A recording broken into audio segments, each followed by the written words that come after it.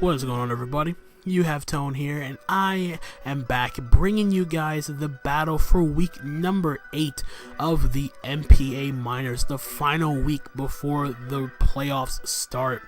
Now, if I didn't mention this already, like I said, this is a must-win game for the both of us, considering we are both fighting for a playoff spot in the NPA Minors. And if you guys missed the team builder for this battle, the link will be in the description down below. I encourage you to check that out.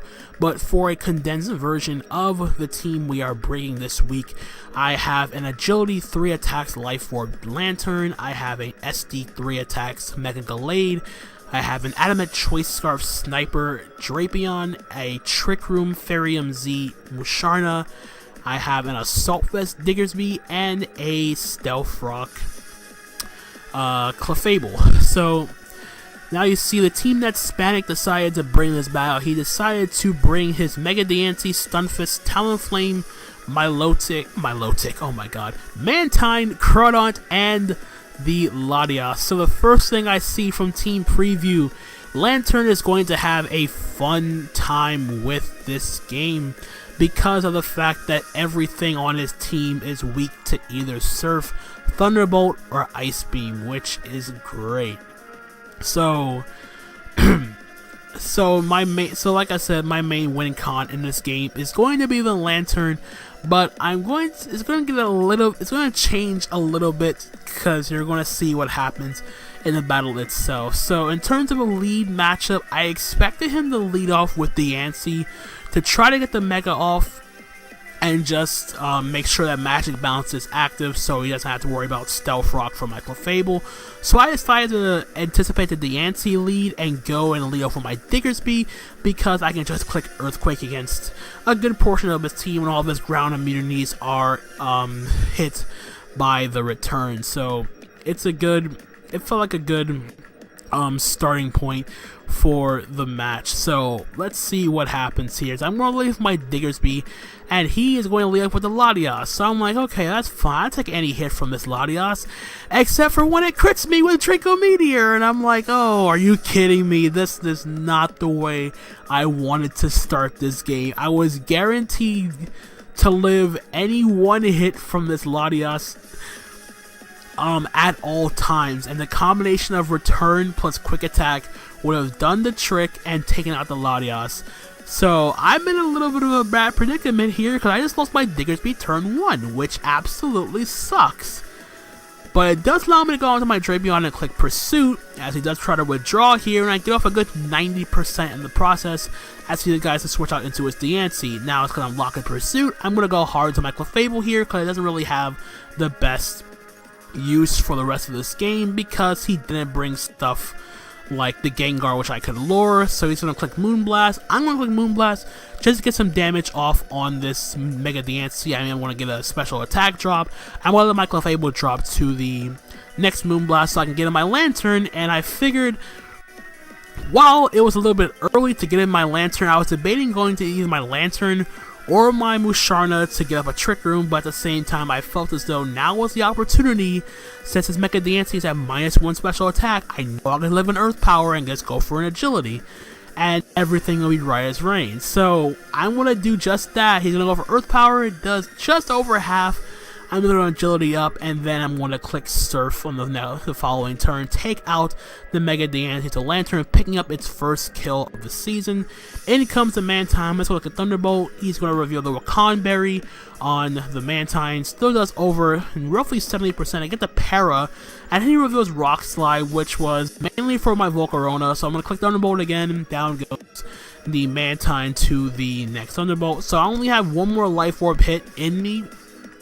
And here at this point, I was actually hoping he would go into Crawdaunt just so I could show off the fact that I was Water Absorb so he couldn't revenge kill me with the Aqua Jet. But he does go into Talonflame, and I'm like, oh man, now I gotta stress. I'm gonna have to sack this off. I didn't want to, because I wanted to at least get off at least some damage on the Stunfisk with my Lanturn. So what I'm going to do is I'm going to make a double into my Gallade and essentially try to sack it off, then go into my Musharna and go for Trick Room. But he's going to make a double here into his Crawdaunt, which kind of caught me off guard here. And even more so, he stayed in and I went for a Drain Punch and I took it out. And I'm like, okay, you gave me the biggest threat, pretty much the biggest threat to my team in the Crawdaunt, and I would gladly take that. So now he goes out into his Stunfisk, and I'm like, okay, he's probably going to get up rocks to ensure that my Lanturn has to come back in. I'm just going to go into my Lanturn right now and just try to get off a hit and just go for rocks. So I get one more good hit off of my Lanturn, go for Surf, do 70%, which is great. My Lanturn's going to drop to Life Orb Recoil, and he's going to reveal Foul Play. So now I can't go for SD with my Mega Gallade. So I have to go for Zen Head, but hopefully I hit, I get a crit. I don't get paralyzed from static, so all good. So, in comes the Talonflame now, and I'm like, okay, I'm gonna force him to go for Brave Bird on my my Gallade, because if he gets himself off of 100% health, I can go into my Drapion, I outspeed him, I go for Poison Jab, and all that stuff, because I essentially win this game right now between my Drapion and my Musharna, as long as I play it correctly. Latias is already in range of every hit I have under the sun. So what I'm going to do here is I'm just going to click Zen Headbutt because I didn't really have any other play to make. So I'm going to let my Gallade drop here. He go for Swords Dance here. Now I'm worried. As I hit the next Zen Headbutt, do roughly 70%, and he reveals Flame Body, and I was like, oh crap, he was Flame Body, which means he wasn't Gale Wings, which means on the turn that I had Lanturn out the first time at +2 speed, I actually could have went for Thunderbolt and taken out the Talonflame, or in this case, the Crawdaunt, which would have doubled in on the Thunderbolt. So it really caught me off guard here, but it does make sense considering the amount of physical threats I have that makes contact with my opponents in terms of their moves. So now that my Gallade is burnt, I didn't want him to get up a roost for free, so I'm going to click Zen Headbutt again. He just reveals Acrobatics on my Mega Gallade, which is actually great because he's now in range to where my Poison Jab from a Scarf Drapion is going to take him out pretty easily, and he gets the Flame Body again, but it doesn't matter because his Latias is at 10%, and a burnt Adamant max attack Drapion is going to easily just pick off the weakened Latias here with the next straight Poison Jab, excuse me, and we are going to pick up a 2-0 win in the final week of the NPA Minors, and with that win, we are guaranteed our spot in the playoffs. We are finishing the season 5-3 with a +1 differential. It has been a rough back half of the regular season, but at least we ended the season strong, which is what I wanted the entire time. And not gonna lie, this was a real struggle, especially considering how turn 1 went when my Diggersby got crit by that Draco Meteor.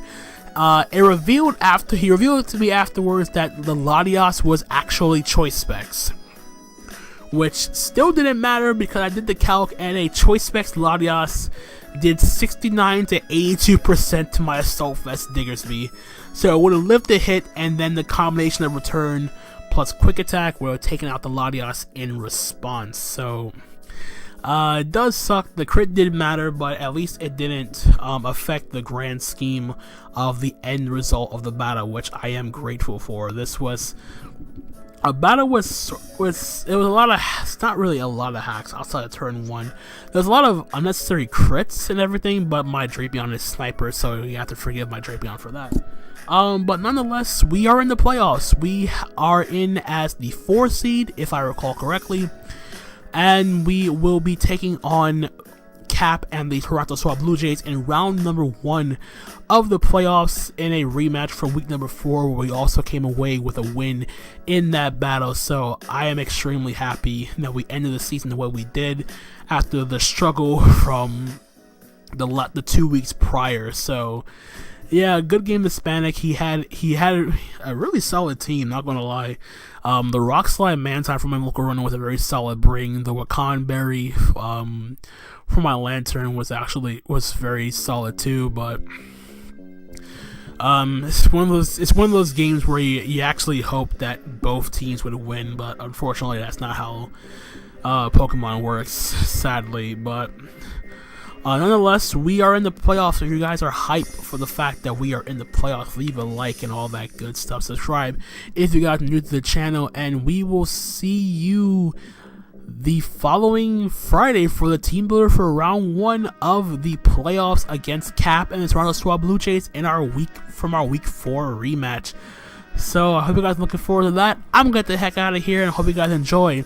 And until the next time, guys, my name's Anthony, aka Tone, and I'm gonna catch you guys on the flip side. Later.